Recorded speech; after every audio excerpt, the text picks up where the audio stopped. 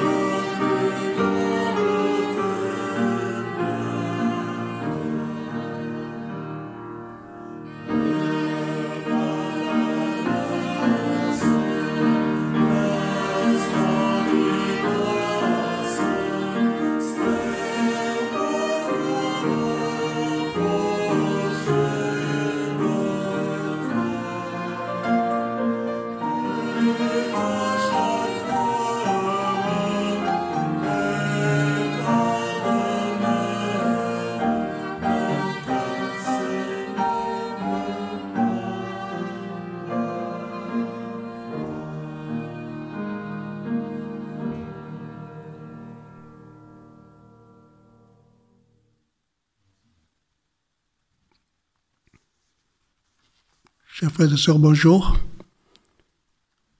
Je suis très heureux de vous voir ici et nous remercions Dieu qui nous a protégés, qui permet qu'aujourd'hui nous puissions partager la parole de Dieu.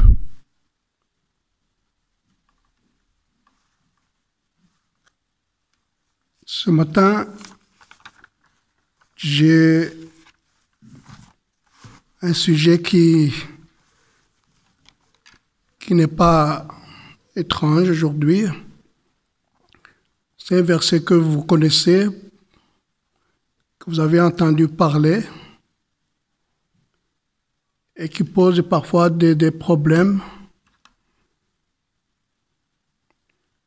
Le verset se trouve à Romains, le chapitre 8, du verset 28 à 29. Romains, chapitre 8, du verset 28 à 39. J'ai pris la le verset 28 comme mon verset principal. Nous allons voir d'autres versets qui peuvent nous aider à comprendre, n'est-ce pas, ce verset. Et le titre de ce message est celui-ci. Tout concourt vraiment au bien? Est-ce que tout concourt vraiment au bien? Alors je lis, moi j'ai la version seconde, mais il y a d'autres versions qui sont différentes de ce que j'ai ici. Le texte dit, nous savons du reste que toutes les choses coopèrent au bien de ceux qui aiment Dieu, de ceux qui sont appelés selon son dessein.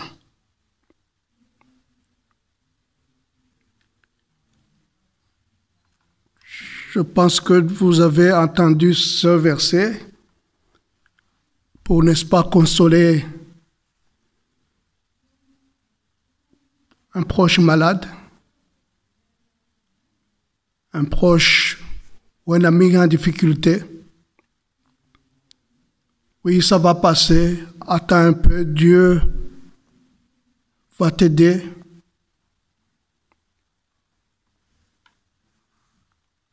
Et ce qui pose problème parfois, en tout cas pour moi, ça me posait des problèmes quand je lisais ce verset. C'est deux petits mots, mais qui ont toute leur importance. Deux petits mots. Le premier, c'est toutes ou toutes.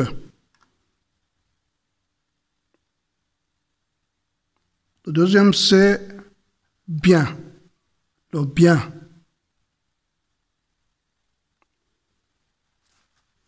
Le mot tout, ce petit mot, signifie la totalité, sans exception. Un ensemble dont aucun cas de figure n'est exclu.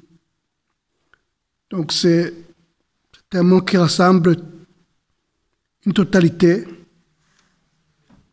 Rien n'est exclu quand on parle de tout.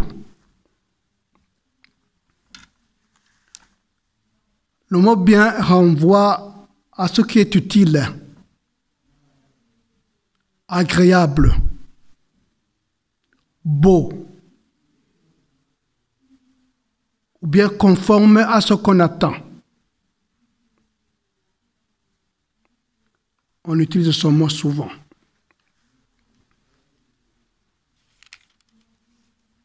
Et ce mot, je pense que le verset que nous venons de citer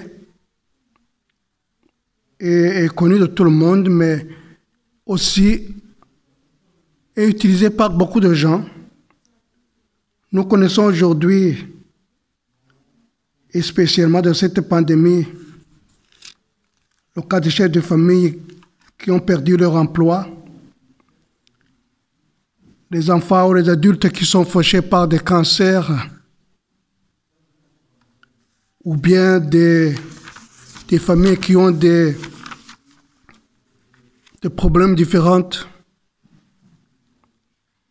Vous avez des soldats, par exemple, qui rentrent de guerre avec un membre de moins.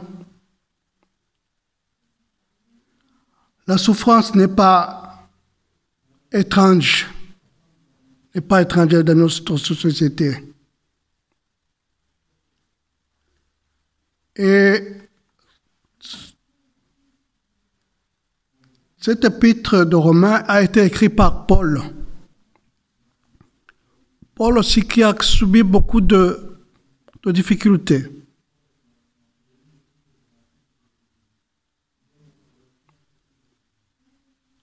Des difficultés qui a failli lui coûter la vie. Vous vous souvenez qu'il a été battu un jour. Il a été emprisonné pendant plusieurs moments. Il a subi des persécutions. Et donc, c'est avec raison qu'il parle de ce verset.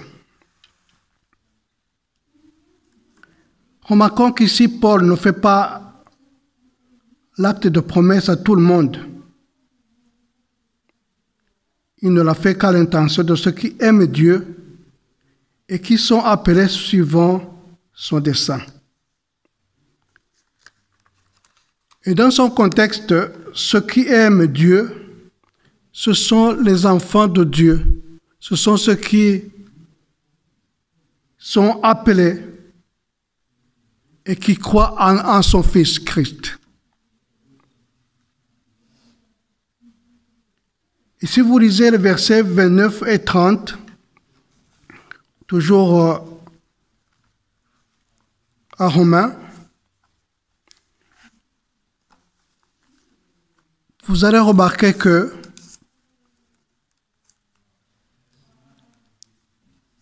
Paul précise qui sont ses enfants. Au verset 29, car ceux qui ont connu d'avance, je veux mettre mes lunettes, car ceux qui ont connu d'avance, ce qu'il a connu d'avance, il les a aussi prédestinés à être semblables à l'image de son Fils, afin qu'il soit premier-né d'un grand nombre de frères.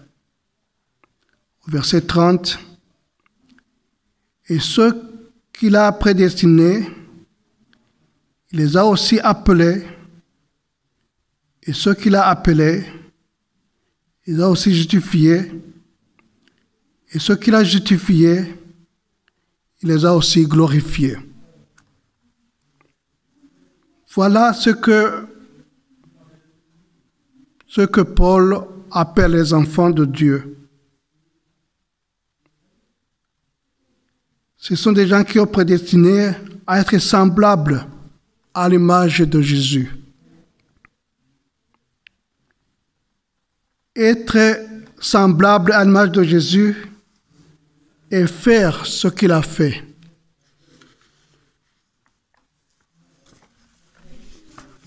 Être à l'image de Jésus, c'est être patient, comme il a été patient. Être à l'image de Jésus, c'est savoir l'attendre, tout en faisant sa volonté.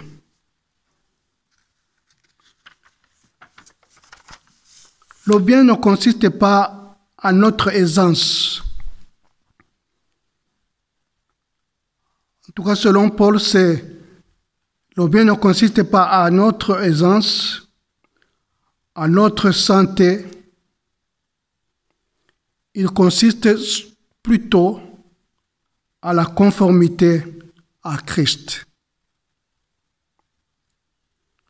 Ce n'est pas le but que le chrétien soit sans maladie.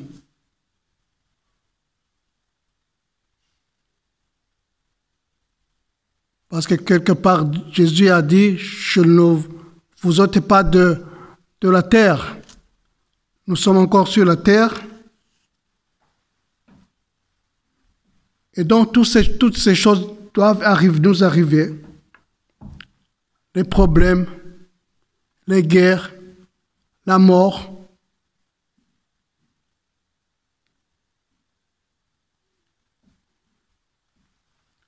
En lisant Romains dans son contexte, je parle de ce verset-là, nous pouvons donner une réponse positive aux questions relatives à la souffrance et à la douleur dans le monde. Nous pouvons ne rien voir sortir de bon de la misère et du désastre qui caractérise son monde, mais son monde ne contient pas toutes les réalités.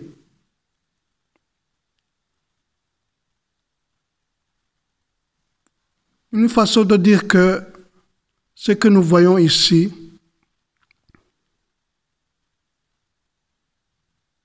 sont éphémères. Si nous avons cru vraiment à la mort et au Fils de Dieu.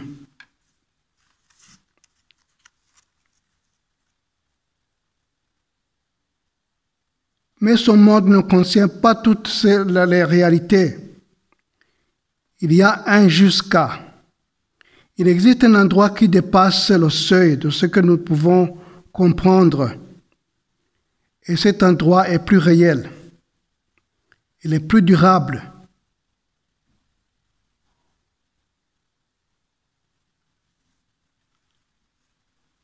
Et ça, c'est ce que le Fils de Dieu a promis.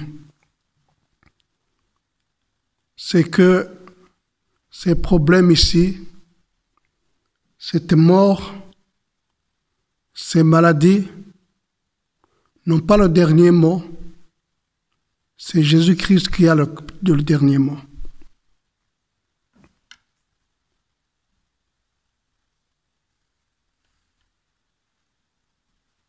Dieu se sert du présent, quoique misérable, pour rendre conforme à l'image de son Fils.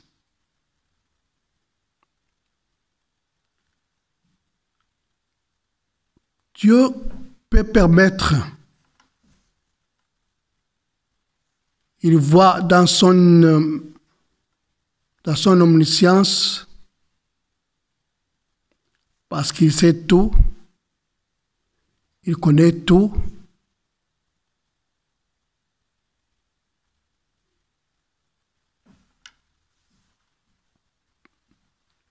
mais il permet cela pour nous préparer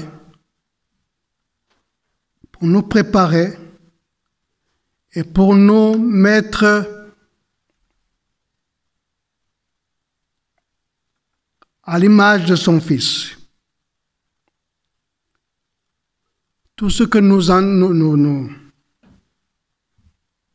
avons comme problème, Jésus les a aussi eus. Il a souffert.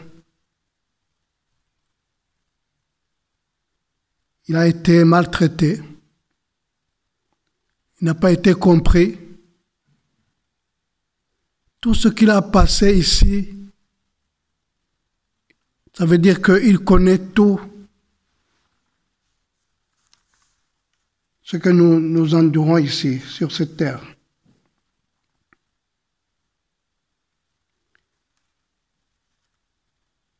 Si notre définition du bien se limite seulement à ce que nous pouvons voir dans cette vie, alors nous avons raté de la portée de ce texte. Donc la définition du bien que nous avons vu ne se limite pas seulement à ce que nous voyons maintenant.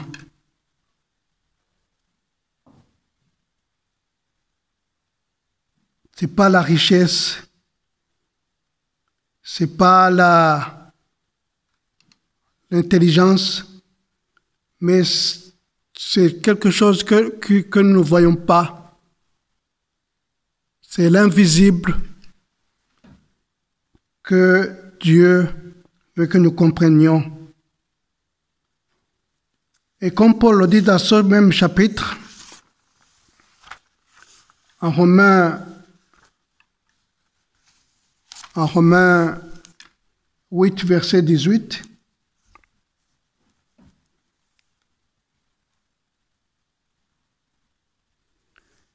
il a dit, j'estime qu'il n'y a pas de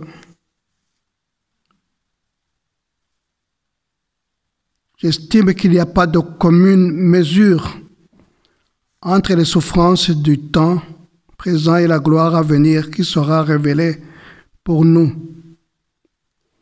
J'estime qu'il n'y a pas de commune mesure entre les souffrances du temps présent et de la gloire à venir qui sera révélée pour nous.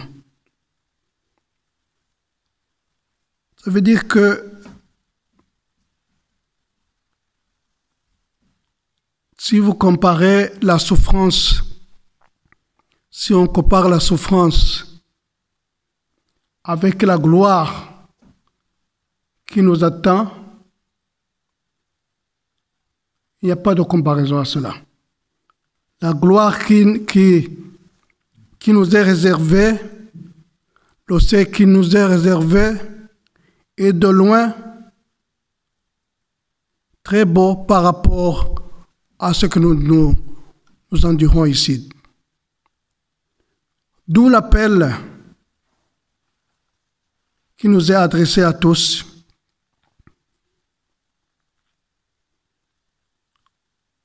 De voir, de contempler cette gloire. Même quand on est malade, même quand on souffre,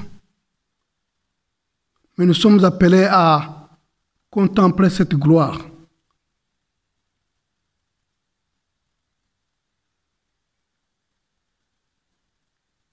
Et le verset 35 de ce même chapitre, Paul dit une autre chose très importante.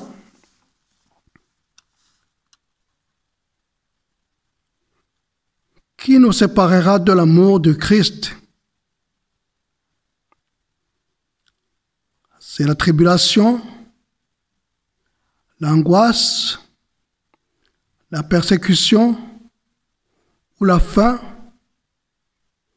ou le dénuement, ou le péril, ou l'épée. Il a tout dit. Qui peut nous séparer de l'amour de Christ? Lui,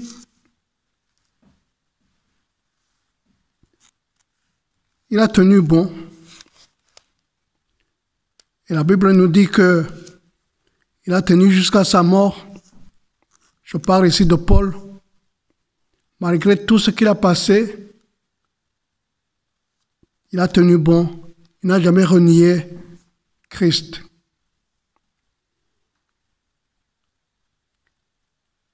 Et au verset 37, il a dit, « Mais dans toutes choses, nous sommes plus que vainqueurs par celui qui nous a aimés. »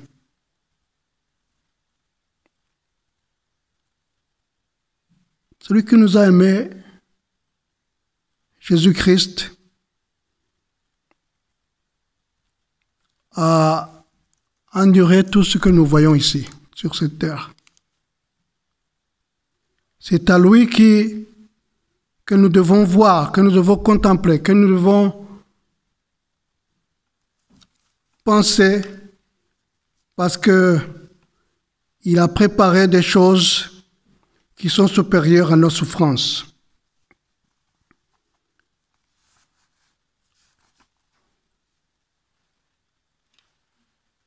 Ce n'est pas facile de dire à quelqu'un qui ne connaît pas, qui n'a pas lu la parole de Dieu, de lui dire, il y aura un ciel.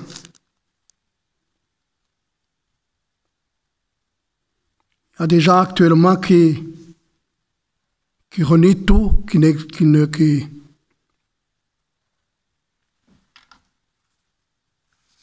veulent pas discuter même de la parole de Dieu. Ce n'est pas aussi simple de convaincre. Mais la Bible nous dit que nos actes, nos actions peuvent être une leçon ou des leçons à ceux qui n'ont pas encore connu Jésus-Christ.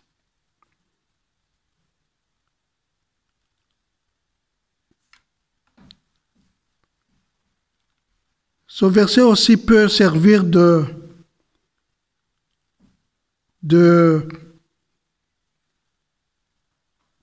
précurseur ou de catalyseur pour notre foi ici sur terre. Parce qu'en lisant, nous avons l'espérance. Nous avons cette espérance que malgré tout ce que nous voyons, il y aura un monde nouveau. Malgré tout ce que nous contemplons ici sur cette terre, il y aura quelque chose de meilleur. Actuellement, il y a des gens qui ont fait la psychologie positive et qui essaient actuellement de nous dire qu'il ne faut pas paniquer et qu'il faut prendre notre courage et chercher à nous résilier, chercher la résiliation. Il y a quelqu'un qui a dit, le précurseur de la psychologie positive, c'est Jésus, qui savait trouver ce qu'il y a de bon en toute personne. Le message chrétien repose sur l'altérité. Ce sont les autres qui nous mènent vers ce que nous sommes profondément.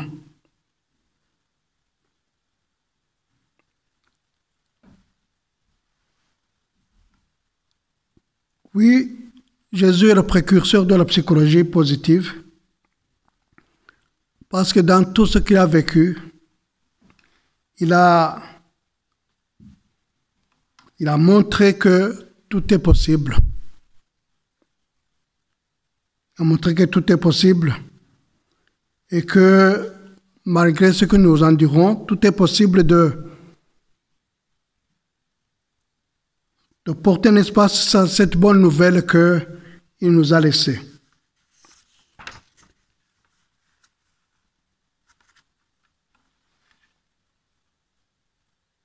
C'est un message profond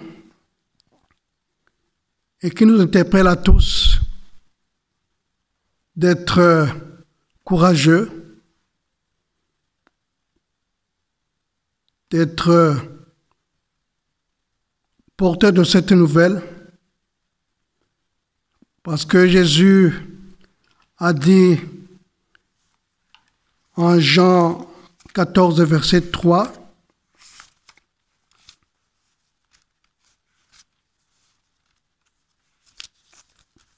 Jean 14, verset 3, verset 1 à 3.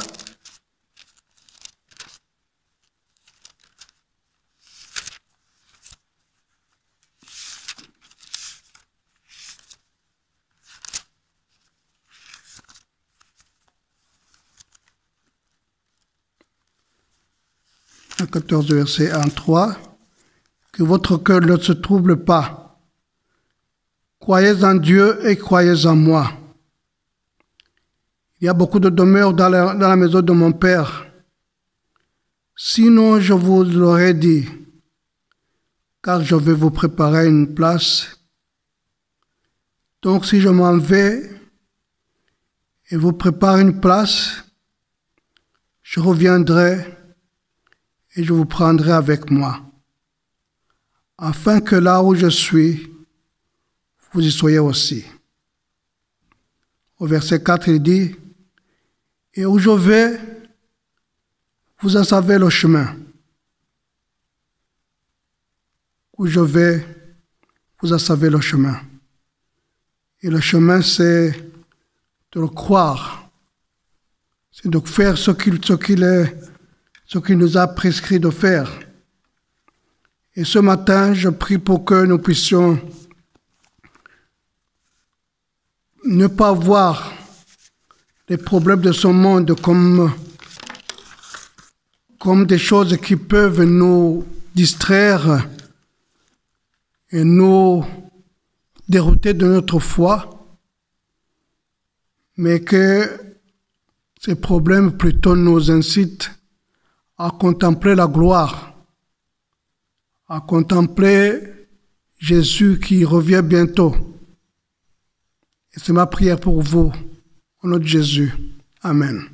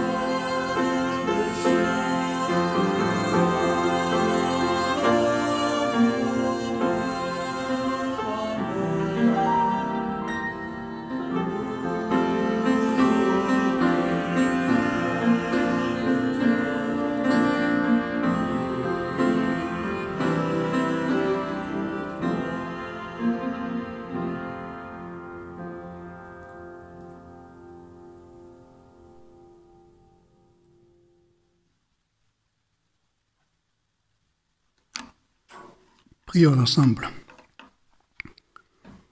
Notre Père Céleste,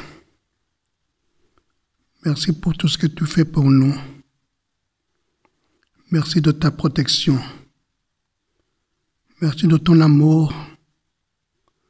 Un amour qui nous a envoyé son Fils unique, afin que nous ne puissions pas avoir peur, Seigneur. Un amour qui nous abandonne pas, même dans les souffrances, même dans les problèmes. Et tu es prêt à nous guider dans ta gloire. Nous voulons, Seigneur, te consacrer nos vies et nous voulons que tu puisses nous aider à affronter ces problèmes. Tu nous prépares des maisons et des merveilleuses choses à la fin de ce monde. Nous te demandons, Seigneur, que tu puisses nous aider afin que nous puissions nous y préparer. Daigne, Seigneur, nous aider pendant toute cette semaine et que ta gloire puisse se manifester en nous. Nous l'avons prié au nom de Jésus. Amen.